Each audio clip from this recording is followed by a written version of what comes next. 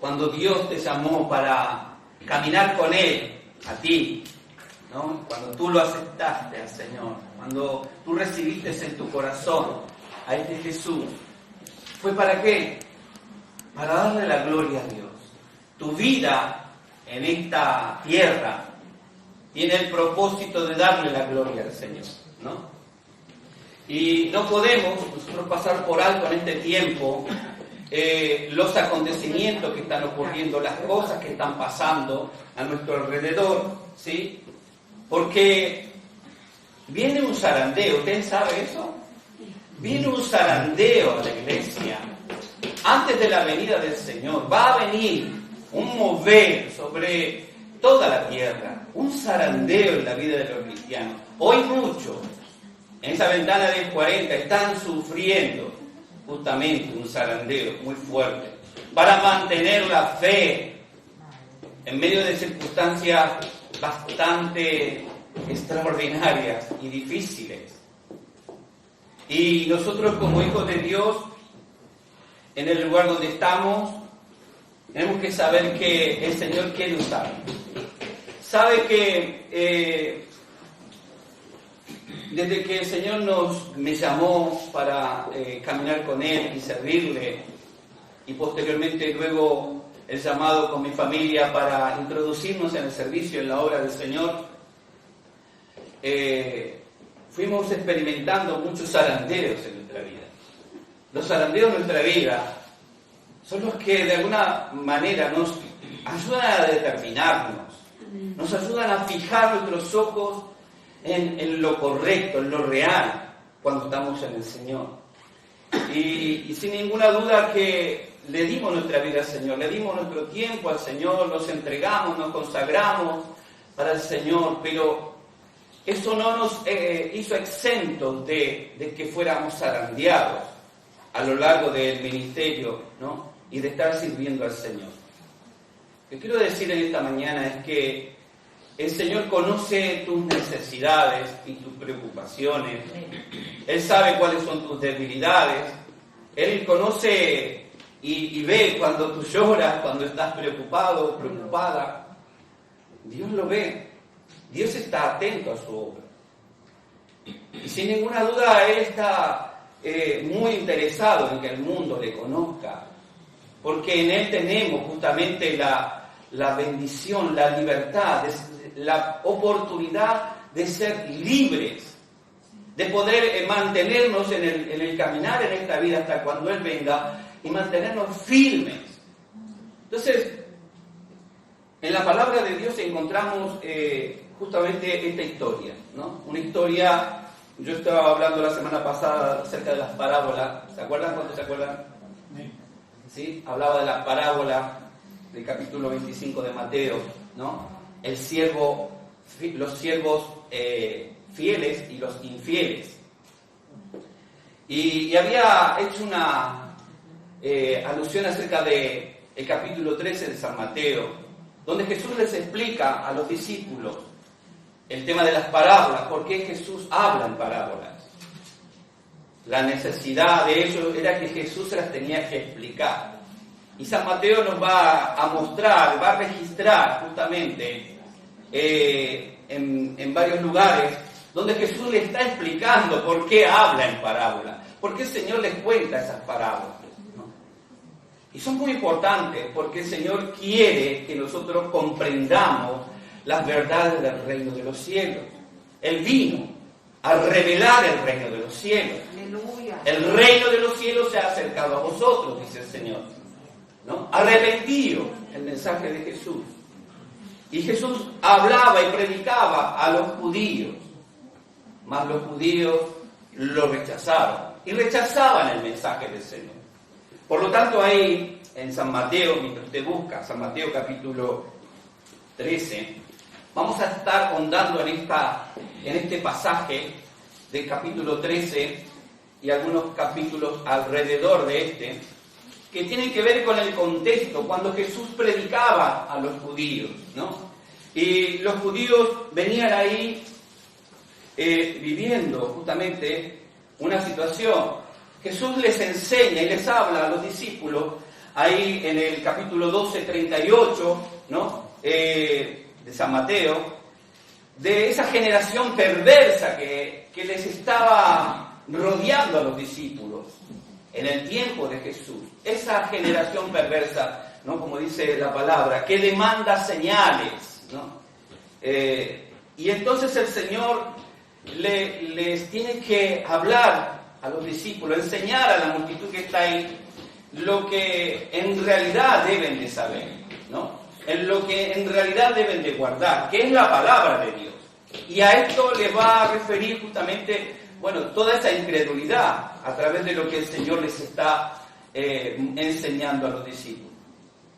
Está mostrando la condición de la sociedad de aquel entonces. Y no solamente eso, sino que también le va a mostrar la condición del entorno del mismo Señor. Porque va a hablar acerca, Mateo nos va a revelar acerca de ese momento donde la madre y los hermanos de Jesús vienen a buscarlo porque no querían ser de alguna manera señalados, porque lo que estaba haciendo Jesús era algo desafiante para la sociedad de aquel entonces religiosa. Jesús era peligroso para los religiosos de aquel entonces. Un cristiano en este tiempo verdadero es peligroso para los políticos, para algunas instituciones, para algunas cosas que hoy están rodeando nuestra sociedad. Un verdadero cristiano que predica la palabra de Dios, ¿no? Va a echar por tierra muchas de las leyes y enseñanzas que hoy están implementando dentro de la sociedad, no solamente local, sino mundial, a nivel mundial. El aborto, el LGTBI y todas estas cosas que hoy están dando vuelta, la unidad de las religiones. Usted sabe, grupos feministas, grupos gay, grupos y grupos y grupos y grupos, instituciones que se levantan de aquí por allá. Estamos viviendo en un mundo donde estamos rodeados de cizaña. Y esto es lo que en esta mañana quiero compartirles. Tenga en cuenta, en primer lugar, que antes que el Señor venga en la siega, ¿no?, a levantar la cosecha, la iglesia será zarandeada. Y esta clase de mensaje muchas veces no nos gusta, ¿no? No nos gusta ser zarandeados. No nos gusta tener que morir a nuestra carne. No nos gusta. Pero es algo que Dios nos pone como condición para ver quiénes son verdaderamente los aprobados para el reino de los cielos.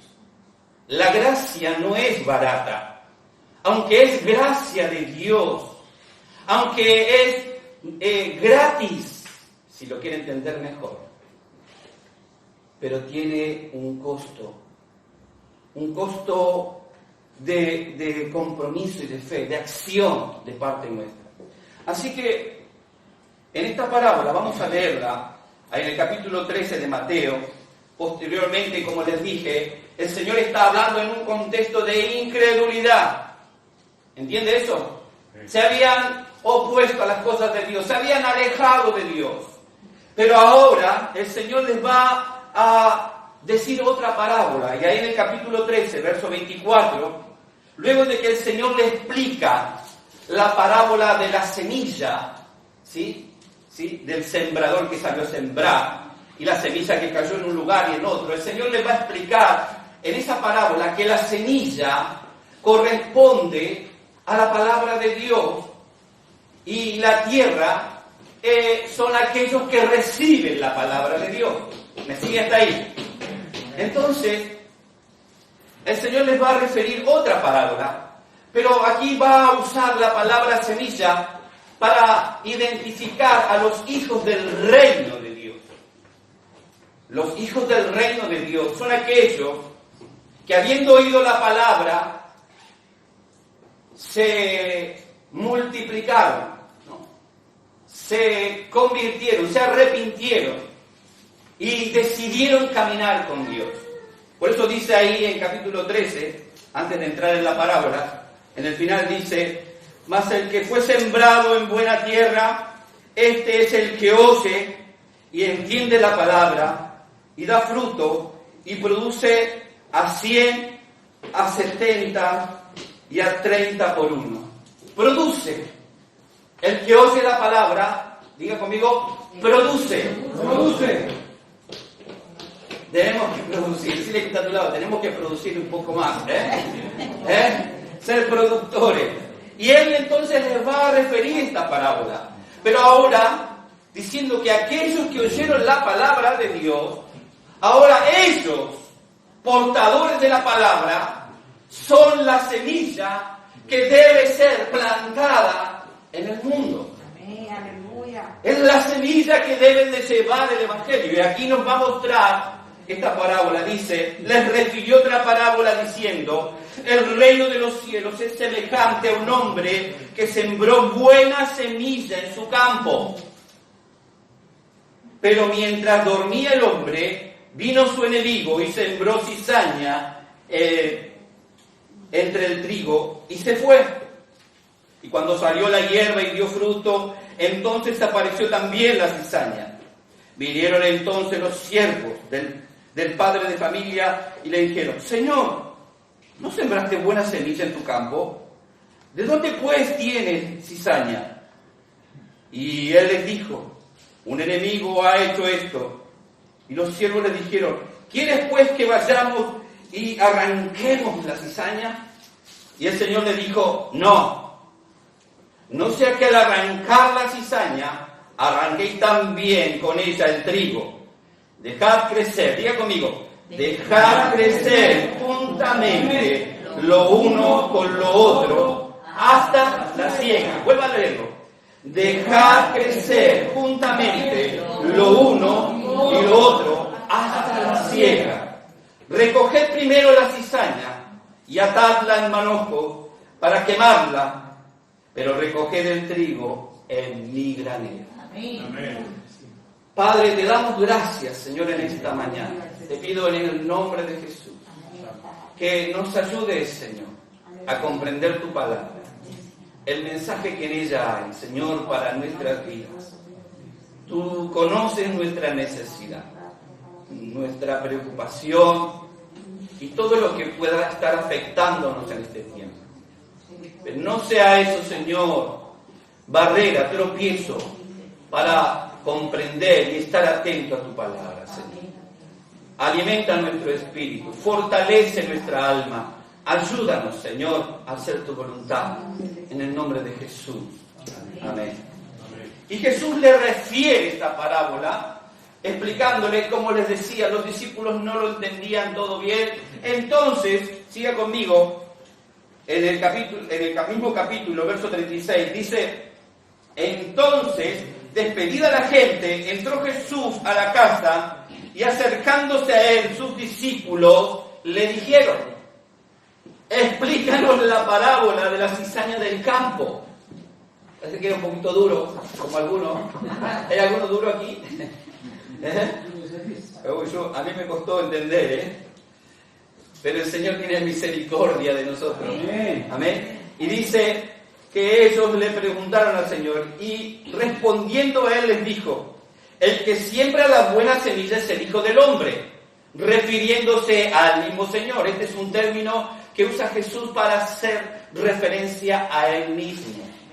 En cada vez que usted lee este término, el Hijo del Hombre, Jesús se está refiriendo a sí mismo. Entonces dice aquí: el que siembra la buena semilla es el Hijo del Hombre. El campo es el mundo. La buena semilla son los hijos del reino. Y la cizaña son los hijos del malo. El enemigo que ha sembrado es el diablo. La siega es el fin del siglo.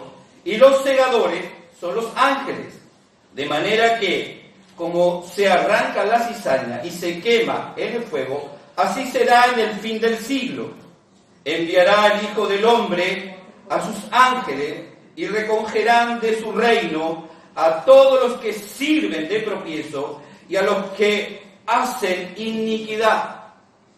Y los echarán en el horno de fuego, y allí será el lloro y el crujir de dientes. Entonces los justos resplandecerán como el sol en el reino de su Padre. El que tiene oído para oír, oiga. Amén. Amén. Amén. En otras palabras, hermanos, si no entendés, orá al Señor para que te dé entendimiento.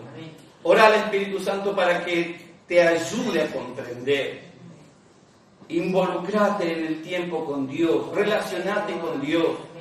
Porque muchas de las cosas que ocurren a nuestro alrededor, en nuestra vida, en este tiempo presente, no las entendemos a causa de que muchas de las cosas que estamos haciendo son por nuestra propia cuenta y no por hacer la voluntad de Dios. Y no por tener un tiempo de comunión con Dios. Y Dios quiere que tú tengas comunión con Él para que puedas superar en medio de este mundo, rodeado de cizaña, todas las pruebas que se te puedan presentar. Amén. Dios quiere ayudarnos. ¿Cuántos dicen amén? Amén. Él, sin ninguna duda, está cumpliendo una palabra poderosa aquí, el Salmo 38:8. Dice, te haré entender y te enseñaré el camino en el que debes andar, y sobre ti fijaré mis ojos. Dios no nos deja, hermano. Dios no te va a dejar, porque Dios te ama. Dios ama la humanidad. La humanidad de este mundo siempre ha sido su preocupación. Desde el comienzo del Génesis hasta el fin del Apocalipsis, el Señor tiene una carga muy fuerte por su creación, la humanidad, el mundo. Pero no todos los que están en el mundo son buen trigo. En el mundo también hay cizaña, y eso es lo que nos muestra esta parábola. Hay una comparación, ¿no? Vemos aquí justamente cómo en esta comparación, en esta parábola, el Señor les muestra esto, ¿no? Las diferencias que hay, ¿no? El contexto en el que están, hay una serie de contrastes, ¿sí? En primer lugar, la parábola nos muestra que hay dos sembradores, hay dos clases de semilla. Cuando vemos aquí el contraste, el bien y el mal, los fieles y los infieles, los pecadores y los santificados, los justos y los injustos, los creyentes y los incrédulos, ¿no? Lo positivo y lo negativo. Esta parábola nos muestra justamente este contraste entre lo bueno y lo malo. Y nos muestra algo muy importante. Jesús les está diciendo a sus discípulos que ellos tendrán que convivir con esa cizaña, que ellos tendrán que crecer con esa cizaña, tendrán que mantenerse en medio de ese entorno hostil en el que están. Siempre la palabra de Dios nos muestra esto, que el Señor está con nosotros. Y Él es el que nos va a ayudar. Él nos advierte en su palabra que el maligno ha venido para matar, robar y destruir. Pero confiad, dice el Señor. Yo he venido para darles vida y vida en abundancia. Y esto es lo que el Señor está queriendo alimentar en la vida de los discípulos. Así que el contraste que vamos viendo aquí, ¿sí?, entre la semilla. Mire, la semilla de cizaña es una semilla que se parece mucho a la del trigo. Son muy similares. Y cuando están creciendo uno no las puede distinguir porque son muy similares. Pero a la hora de la maduración de esa espiga de trigo y esa espiga de cizaña, algo va a ocurrir. La cizaña, su semilla, se va a oscurecer. Más la semilla de trigo se pone de ese color marroncito claro, como dorado al brillo del sol. ¿Sí?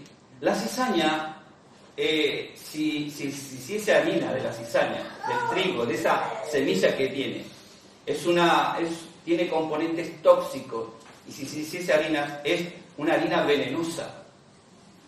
La cizaña tiene que ver con eso que absorbe los nutrientes de la tierra, bebe el agua, ¿no? Está chupando lo que le corresponde al trigo, ¿no? Lo está absorbiendo, pero en ella hay inutilidad, no hay fertilidad, no hay un propósito para ella, más que el dañar toda la cosecha. Y Jesús les está mostrando esto, que los tiempos en los que nosotros estamos viviendo, ya los tiempos de Jesús, pero en especial manera nosotros, que estamos más cerca, ¿no?, de ese momento crucial y asombroso, cuando el Señor venga en gloria y en poder y nos llame con sus santos ángeles en gloria. Quizás usted esto no lo puede comprender todavía, pero esto va a ocurrir, porque las cosas están ocurriendo. Como les decía, el Señor, de alguna manera, uno puede ver, ¿no?, las agrupaciones, cómo el Señor nos permite ver esto, si prestamos atención, hermana. Fíjense en cómo las agrupaciones, como que de alguna manera, todas esas cosas que mencioné al comienzo, son como esos atados de cizaña. Dios está permitiendo que se junten en el mundo los determinados atados de cizaña, para que cuando venga el Señor estén bien identificados. Oh, gloria, aleluya. Y nosotros sepamos quiénes somos en la presencia de Dios. Así que el Señor está hablando de esto de que tenemos que hacerle frente, ¿no?, justamente a las circunstancias que estamos viviendo. Claramente estamos en un mundo, como decía recién, hostil, ¿no? Hostil en el sentido de que la fe de los cristianos, ¿sí?, es siempre de alguna manera juzgada, criticada, aún entre los mismos cristianos. Escuchaba a un predicador del seminario bíblico una oportunidad cuando decía que hay un poco de cizaña en cada uno de nosotros todavía, pero estamos a tiempo de ser transformados por la gloria de Dios, si nos hemos decidido realmente a ser buen trigo. Porque en la espera, fíjense que el Señor dice que no permite que aquellos que estaban, los siervos, fueran a arrancar la cizaña. Dijo, no sea que al arrancar la cizaña también lastime el trigo. Espere al tiempo de la siega. Y esto nos muestra a un Dios que está esperando una transformación, que está dando tiempo, que nos está mostrando su misericordia, su amor, esa espera de paciencia interminable, esperando a que vengamos a la presencia de Dios, si es que hay algo de cizaña en nosotros. Saben que muchos de los que puedan oír han visto en medio de las iglesias, yo lo he visto en todo el tiempo de nuestro ministerio, como en muchas iglesias, hermanos que en apariencia parecían ser cristianos, pero eran cizaña. ¿Saben que la cizaña entorpece la tarea, frena el trabajo, lastima? Y en esto tenemos que meditar, hermanos, porque Dios, como siempre digo, va a pedirnos cuenta. En el tema de la cizaña, nosotros lo que veíamos justamente es que Dios va a hacer cosas que nuestra vida, el Señor habla de que tenemos que aprender a morir. Mire lo que dice ahí en Juan capítulo 12, 24. De cierto, en verdad os digo que si el grano de trigo no cae en tierra y muere, queda solo, pero si muere, lleva mucho fruto. Y cuando hablamos de esto de ser zarandeados, de tener que morir a esa condición carnal humana, sufrimos, padecemos situaciones. Y aquí vemos una situación, yo veía en la Biblia la vida de Pedro, por ejemplo. Cómo el diablo, de alguna manera, va a querer sembrar cizaña, va a querer hacerte mal. La vida de Pedro, cuando está con el Señor, ahí el Señor Jesús está hablando con Pedro, ¿no? Entonces ahí en Lucas, si usted lo quiere buscar, Lucas capítulo 22, 31, para leerlo correctamente, dice 2:31. Mire, y dijo también el Señor: Simón, Simón, he aquí Satanás os ha pedido para zarandearos como trigo, pero yo he rogado por ti que tu fe no falte. Diga conmigo: pero yo he rogado por ti que tu fe no falte. Y tú, una vez vuelto, confirma a tus hermanos. Mire, Pedro, esta palabra tiene que ver con el final de la historia de Pedro. Porque Pedro fue zarandeado en el momento en donde él tenía que demostrar en quién creía, a quién seguía, de quién era discípulo. Y fue confrontado, se le dio la oportunidad para decir quién era él. No le faltó fe, porque él sabía muy bien quién era Jesús, pues su declaración lo mantuvo, ¿no? La mantuvo. Tú eres el Hijo de Dios. Esa convicción estaba en Pedro. Tenía fe en el Señor, pero la obra de su fe no fue suficiente, porque la obra de su fe demostró justamente en el zarandeo que el diablo puso, en esa confrontación, de que demostró cobardía. Él se resistió a confesar que era un discípulo del Señor. Entonces, vemos ahí que Pedro estaba de alguna manera siendo, ¿no?, zarandeado.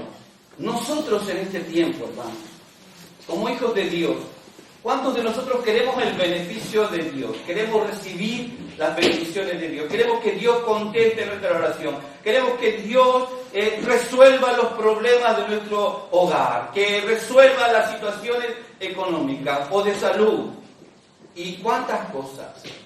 Pero lo que de alguna manera Dios quiere, más allá de todas estas necesidades que sabe Dios que tenemos, es que nuestra fe realmente esté firme y sea sólida para el momento de la prueba, para el momento del zarandeo. Antes de su venida, Dios nos está dando esta oportunidad. Y como les decía, el diablo ha venido a sembrar. Y Dios te plantó en un lugar. Dios te plantó en un lugar, en un trabajo. Y quizás estás rodeado de esa cizaña. Pero el propósito de Dios con tu vida en aquel lugar donde tú estás trabajando, donde vives, en donde te mueves, en donde asistes, es que tú seas luz, es que cumplas la naturaleza por la cual fuiste llamado, que demuestres la naturaleza de esa nueva vida en Cristo Jesús. Aleluya. Que muestres realmente quién eres delante del Señor. Y estamos a prueba todo el tiempo, hermanos. Todo el tiempo estamos a prueba. Y tenemos la oportunidad de evangelizar. Miren, hermano, si nosotros no hacemos la tarea en el lugar donde estamos, fíjense todo lo que leía el hermano Humberto, toda esa tarea, ¿quién la va a hacer? Seguramente que nosotros no. ¿Quién va a ir? ¿Quién va a llevar el evangelio a aquellas vidas? ¿Quién está dispuesto a hacer lo que el Señor hizo por nosotros? Como decía la hermana Roxana, Jesús murió por ti, por mí, por todos nosotros. Sí, y murió también por todos aquellos que te rodean. Y Dios está permitiendo en este tiempo, dándonos ese tiempo, para que podamos nosotros activar esa fe, esa naturaleza productiva en nosotros y podamos ser justamente luz en el mundo. Dios permite, ya a veces cuando vemos esto, ¿por qué Dios permite el zarandeo? ¿Por qué Dios permite? ¿Por qué Dios permite zarandear? En primer lugar, una de las cosas que observo es justamente para supervisar los frutos de nuestra fe. Dios va a ir probándonos cada tanto si realmente tu fe va en crecimiento, si tu fe es genuina, si tú eres un verdadero cristiano, o mejor dicho, si eres como la parábola, ¿no? Si eres buen trigo, ¿no? Al 30, 60, al 100, pero por lo menos algo, ¿sí? Ese trigo tiene que ser productivo. Entonces la prueba va justamente a manifestar en nosotros. Y la palabra de Dios dice que el Señor no va a poner, ¿no?, una tentación sin una salida. O sea, no nos va a poner frente a una prueba sin también darnos una salida, darnos la oportunidad. Y ahí es donde nosotros tenemos que reflexionar y ver justamente lo que el Señor nos está mostrando. Entonces, una de las cosas que vemos también en esto es que ¿por qué Dios permite justamente esto de la prueba en nuestra vida? Porque va a haber una separación. Y para aquel día, los que lleguen a ese momento tienen que estar definidos. La separación será, sin ninguna duda, un hecho real. Dice el verso 38. Perdón, el verso 40. Dice, de manera que como se arranca la cizaña y se quema en el fuego, así será en el fin de este siglo. Enviará el Hijo del Hombre a sus ángeles y recogerá de su reino a todos los que sirven de tropiezo y los que hacen iniquidad. Y serán echados en el horno de fuego, y allí será el lloro y el crujir de dientes. Y el buen trigo será puesto, como dice aquí en la palabra, ¿no?, en el reino de su Padre, resplandeciente, ¿no?, y productivo. Ahora, cuando nosotros estamos frente a estos tiempos, una de las cosas que también tenemos que ir viendo es lo que va a ocurrir en estos momentos extraordinarios antes de la venida del Señor, ¿sí? En ese momento yo digo el arrebatamiento, porque está para nosotros el arrebatamiento, el momento crucial donde el Señor viene a llamarnos en gloria, donde Pablo dice, y los muertos en Cristo resucitarán primero, y luego nosotros, los que hayamos quedado, seremos arrebatados juntamente con Él en las nubes. Amén. Ese momento puede ser hoy. Ese momento puede ser esta tarde, esta noche. Ese momento puede ser en algún momento de nuestro tiempo. No lo sabemos. Pero, porque la palabra lo dice claramente, que vendrá como ladrón en la noche, donde tendremos que estar atentos a ese momento, donde no podremos tener la oportunidad, será como un abrir y cerrar de ojos, un milisegundo, en un instante. Y Dios nos está dando ese tiempo, porque va a haber una separación. Dios prueba nuestra vida porque va a haber una separación. Y es inminente y va a ocurrir. Porque lo que el Señor nos muestra de lo que está ocurriendo en este tiempo es real. Lo estamos viviendo. Estamos en una sociedad rodeada de cizaña. Y el Señor viene pronto. Entonces nosotros debemos en esta mañana de pedirle al Señor esto, ¿no? Seremos separados sin ninguna duda. La frase que señala Jesús cuando habla aquí a Pedro, fíjense que le está hablando a Pedro, pero quería destacar esto. Cuando el Señor habla ahí, mire, si usted lo lee conmigo, en Lucas 22:31, ¿lo tiene? Lucas 22:31, un detalle muy importante. El Señor está hablándole a Pedro, pero su expresión es en plural. Esto no es solamente para Pedro. Dice en el 31:4, 22:31.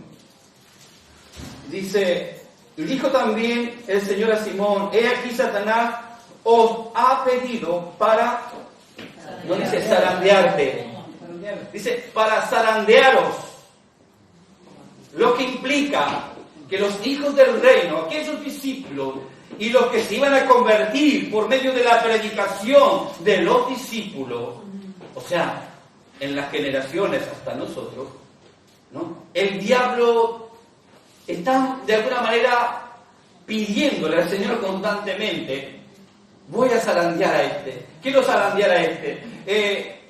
Es como que Él se toma esa atribución.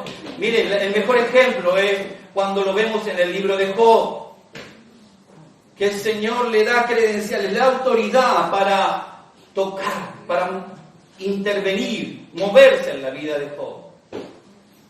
Y le tocó, el Señor le permitió. ¿Saben qué nos está mostrando el Señor Jesús en esta parábola? Que en esta palabra, que el Señor permite que seamos zarandeados para justamente, ¿no?, demostrar. Hay cosas que no las entendemos.